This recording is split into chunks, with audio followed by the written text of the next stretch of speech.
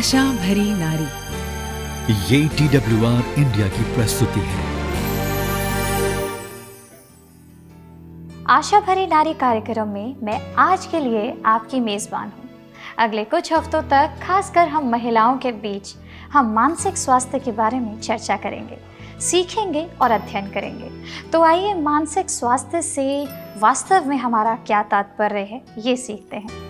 खैर, वह हमारे भावनात्मक, मनोवैज्ञानिक और सामाजिक कल्याण को कवर करता है और हमारी मानसिक स्थिति हमारे सोचने, महसूस करने, कार्य करने, चुनाव करने और एक दूसरे से संबंधित होने के तरीके को किस तरह से प्रभावित करती है। मानसिक स्वास्थ्य क्यों महत्वपूर्ण है? दोस्तों, क्योंकि यह हमारे संपूर्ण स्वास्थ्य और जीवन की गुणवत्ता के लिए आवश्यक है। शारीरिक बीमारी की तरह मानसिक बीमारी एक ऐसी स्थिति है दोस्तों जहाँ पर हमारा ज़्यादा नियंत्रण नहीं होता। हम सिर्फ इससे बाहर नहीं निकल सकते और सिर्फ एक बुरे दिन या चिंताजनक अनुभव के विपरीत अवसाद और चिंता लंबे समय तक बनी रहती है। तब भी ऐसा महसूस करने का कोई अच्छा कारण नहीं लगता है। दोस्तों, जबकि मानसिक स्वास्थ्य की स्थिति पुरुषों और महिलाओं दोनों के लिए होती है, कुछ स्थितियां महिलाओं में अधिक बार होती है और एक महिला के समग्र स्वास्थ्य की स्थिति में महत्वपूर्ण भूमिका निभा सकती है। एक तो डिप्रेशन है, फिर चिंता, घबराहट और विशिष्ट प्रकार के डर हैं। ज़्यादातर महिलाओं को पोस्ट ट्रॉमेटिक स्ट्रेस सिंड्रोम का भी अनुभव हो जाता है। ऐसा लगता है कि महिलाएं उच्च दर पर आत्महत्या करने का प्रयास करती हैं और अंत में खान पान के प्रकार की चिंता होती है। क्या आपका इनसे वास्ता पड़ा है? ये परिचित लगते हैं ना? लेकिन हम चीज़ों को पुरुषों से अलग अनुभव क्यों करते हैं? दोस्तों, खैर, सबसे पहले जैविक प्रभाव होते हैं। हार्मोन परिवर्तन मूड और अवसाद में भूमिका निभाने के लिए जाने जाते हैं। हार्मोन एस्ट्रोजन का मस्तिष्क पर सकारात्मक प्रभाव पड़ सकता है, लेकिन महिलाओं में सेरोटोनिन जैसे मूड स्टेबलाइजर के नाम से भी जाना जाता है का कम उत्पादन होता है, जो अवसाद की उच्च दर का कारण हो सकता है। हमारे सामाजिक सांस्कृतिक प्रभाव भी हमें बहुत प्रभावित करते हैं दोस्तों। लैंगिक समानता के बावजूद हम महिलाओं को अभी भी सामाजिक आर्थिक शक्ति, स्थिति और निर्भरता की चुनौतियों का सामना करना पड़ता है। यह अवसाद और अन्य विकारों में योगदान कर सकता है। दुनिया भर के अधिकांश समाजों में महिलाएं अभी भी बच्चों की प्राथमिक देखभाल करने वाली हैं और वे परिवार के सदस्यों की देखभाल का 80%, जी हाँ 80% सहयोग भी प्रदान करते हैं, जो उनके जीवन में तनाव को बढ़ा देता है। युवा लड़कियां कभी कभी युवा व्यवस्था में अपने शारीरिक बनावट से असंतुष्ट होती हैं, एक ऐसी प्रतिक्रिया जो अवसाद का कारण बन सकती है। लड़कियों का यौन शोषण भी किया जाता है, जिससे अवसाद और पैनिक डिसऑर्डर भी हो सकते हैं। हमारी दुनिया भटक चुकी है दोस्तों, और हम में से कोई भी इससे अछूता नहीं है। हम सभी इस टूटी फूटी दुनिया में रहते हुए दर्द और पीड़ा का अनुभव रोज़ करते हैं और मानसिक बीमारी उसी का एक हिस्सा है। मसीही होने के नाते हम मानसिक स्वास्थ्य के बारे में बात करने में हमेशा बहुत अच्छे नहीं रहे हैं।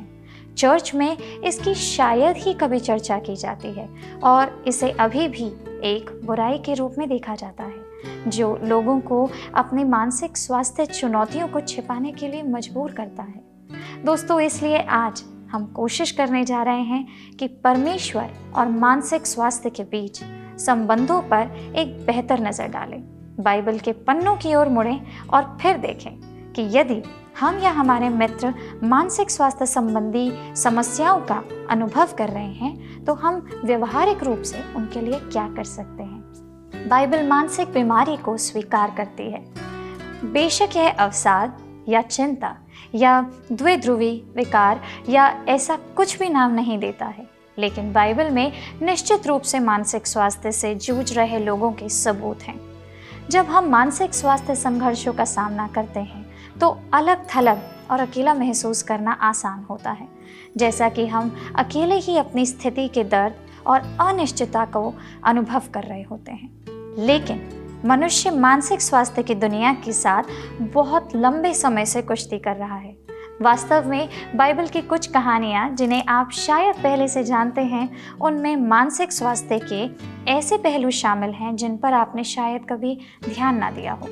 आइए हम देखते हैं कि दाऊद जिस मानसिक पीड़ा से गुजर रहा है, जब वह भजन संहिता 38 और भजन संहिता 42 में परमेश्वर को पुकारता है, लेकिन सबसे बुरे क्षणों में भी और विशेष रूप से अपने मानसिक संघर्षों और अवसादग्रस्त अवस्थाओं के दिनों में भी परमेश्वर को दाऊद से प्रेम था और परमेश्वर ने महान कार्यों को करने के लिए उसका बहुतायत से उपयोग भी किया था।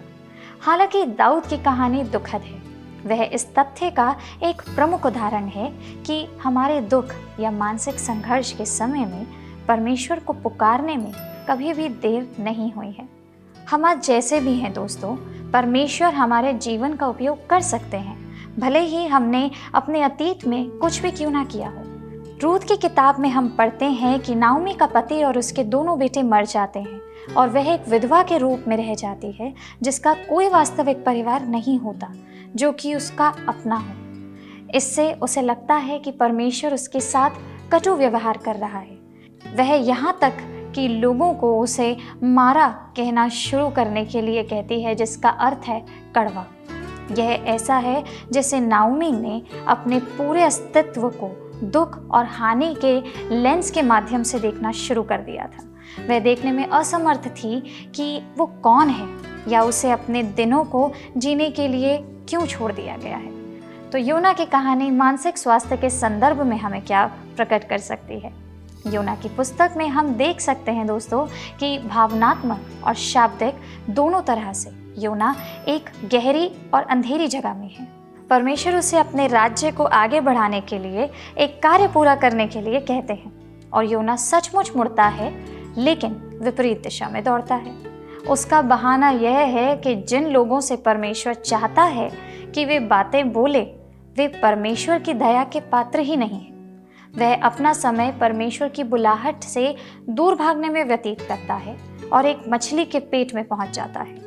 योना जिस मानसिक पीड़ा से जूझ रहा है, वह हमें बचकानी और अनजानी लग सकती है, लेकिन यह ईश्वर का एक और उदाहरण है जो परमेश्वर की हम में से प्रत्येक पर दया और उद्धार को दिखा रहा है। जब मानव होने की हमारी प्रवृत्ति इसके रास्ते में आ जाती है, परमेश्वर ने योना का पीछा किया, भले ही वह परमेश्वर से भागा। उस मछली के पेट में ऐसा लगता है कि योना ने अपना सबक सीखा।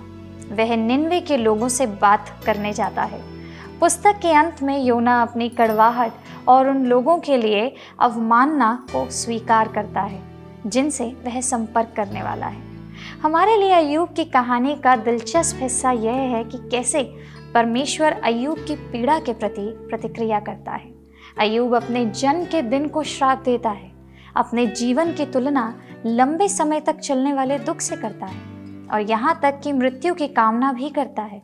अय्यूब के दोस्त उसकी पीड़ा के कारणों का सुझाव देकर उसे दिलासा देने की कोशिश करते हैं। अय्यूब हठीला है और उसके प्रश्न हमारे प्रश्न हैं। मैंने क्या किया?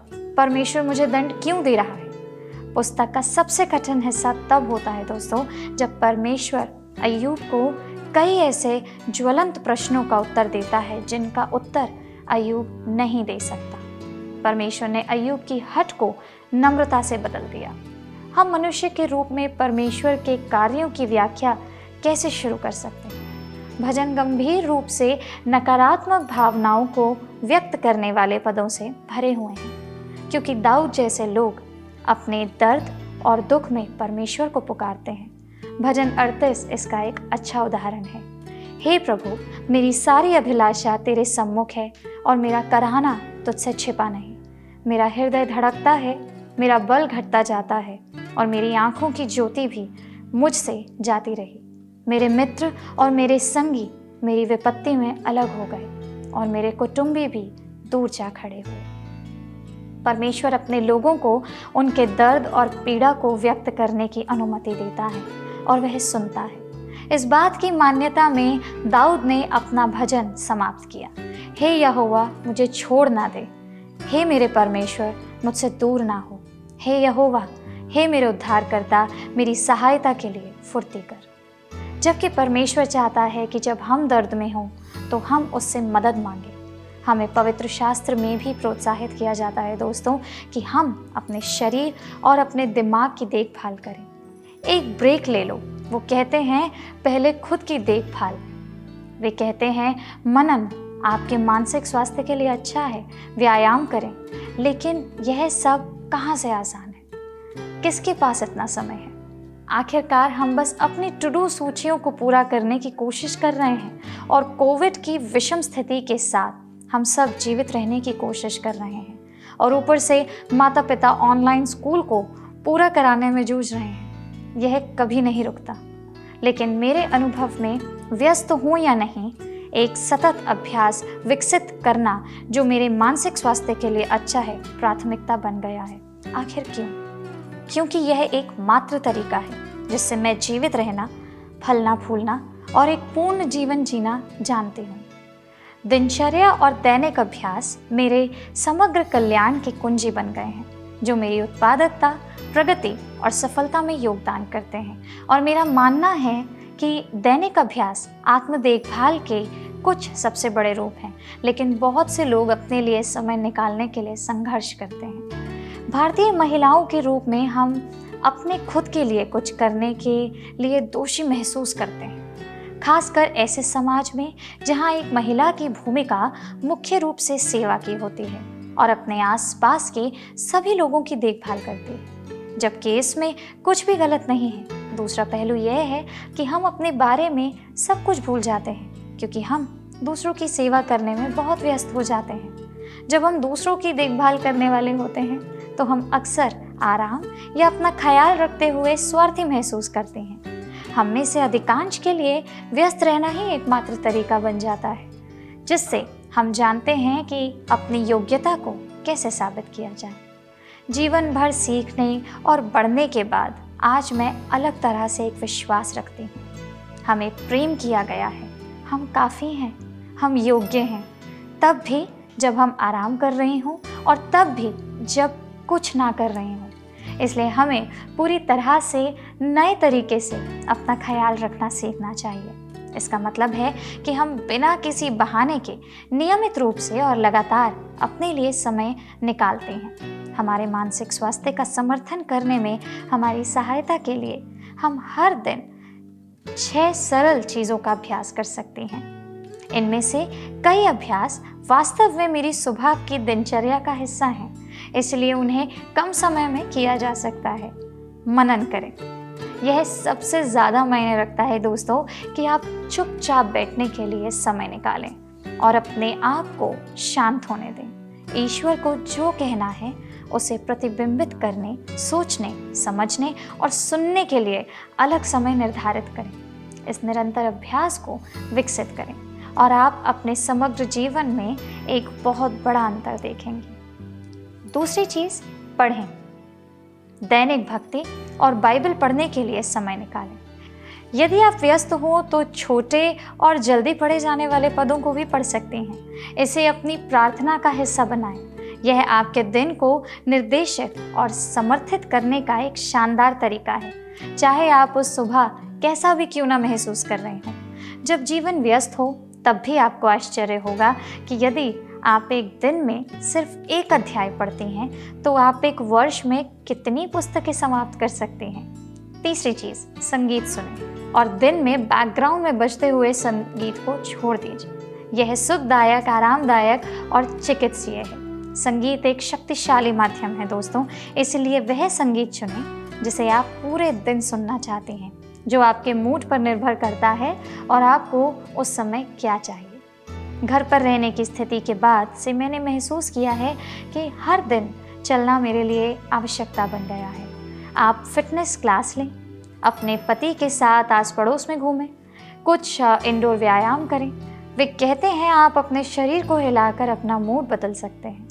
हर दिन कम से कम 20 से 30 मिनट चलने से आपके दिमाग को शांत करने और तनाव और चिंता को कम करने में एक मदद मिलती है। थोड़ी ताज़ा हवा खाइए।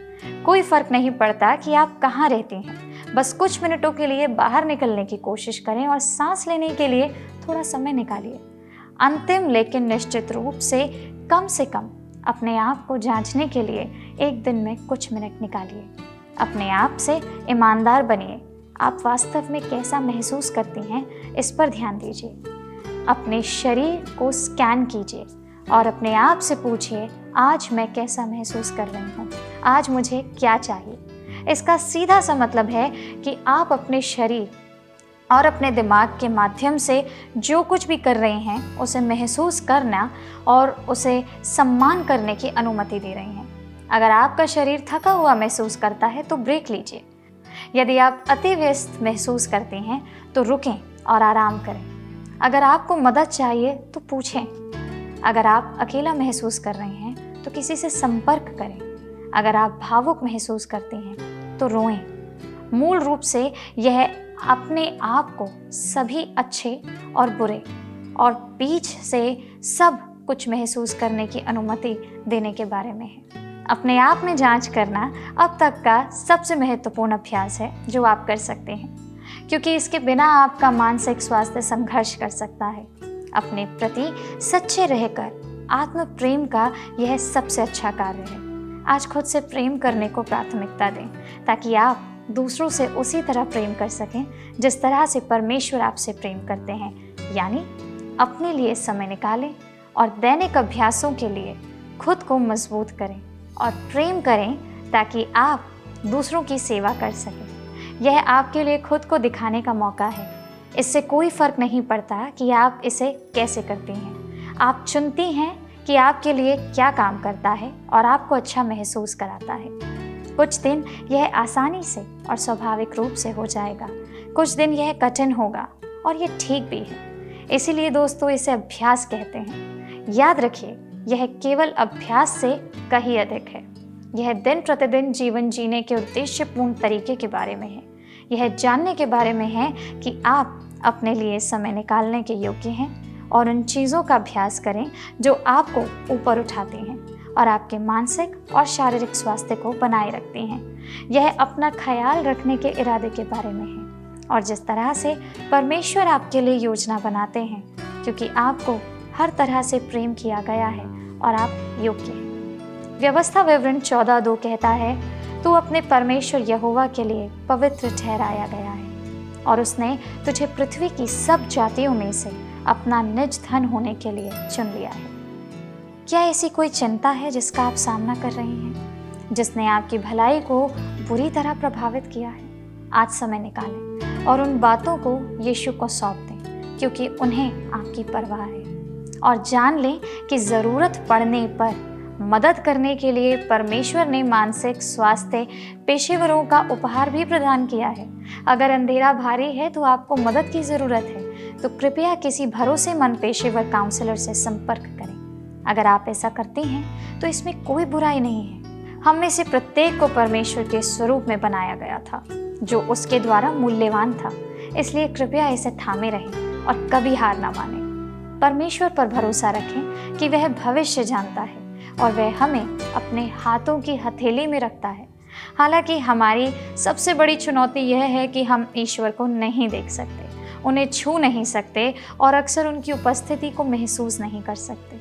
लेकिन अगर हम माताओं, पत्नियों, बेटियों, बहनों के रूप में सावधान नहीं हैं, तो थकान, कड़वाहट, निराशा, अवसाद और अंत में जलन पैदा हो जाती है। हमें एक समय में एक दिन जीने की ज़रूरत है।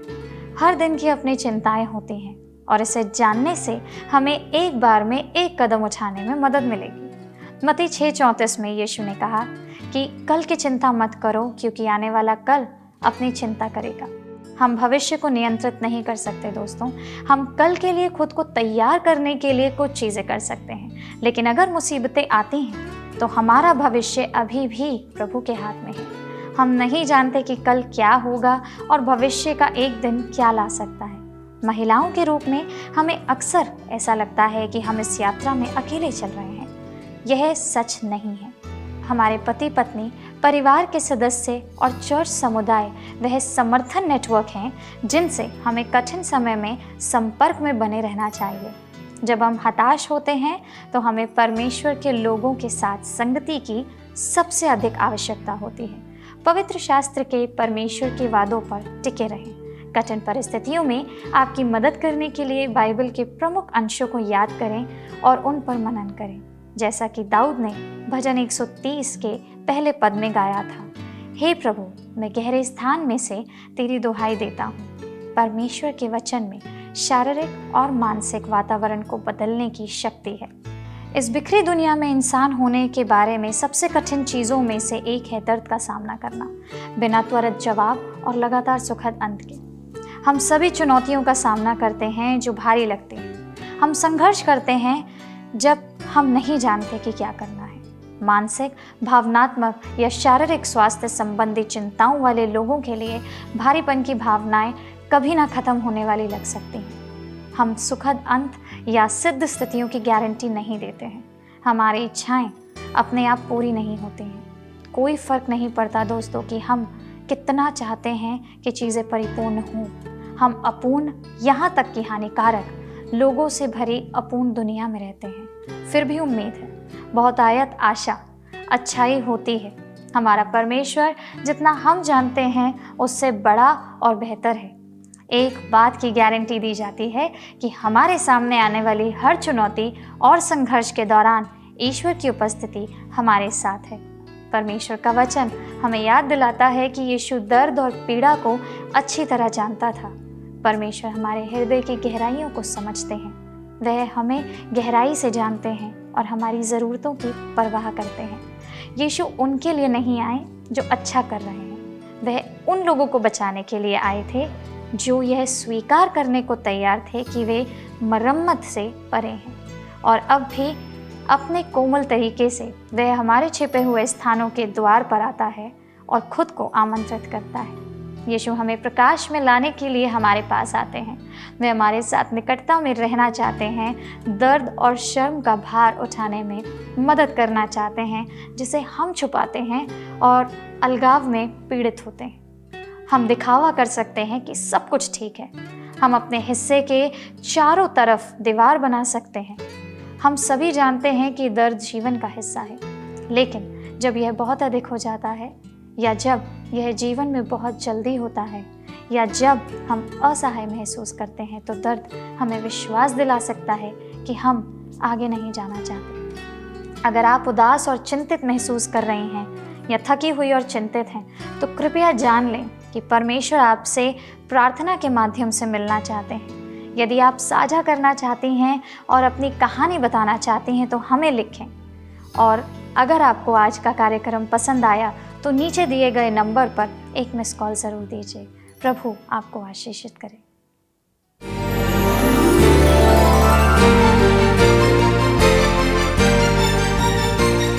आशा भरी नारी, ये TWR इंडिया की प्रस्तुति है।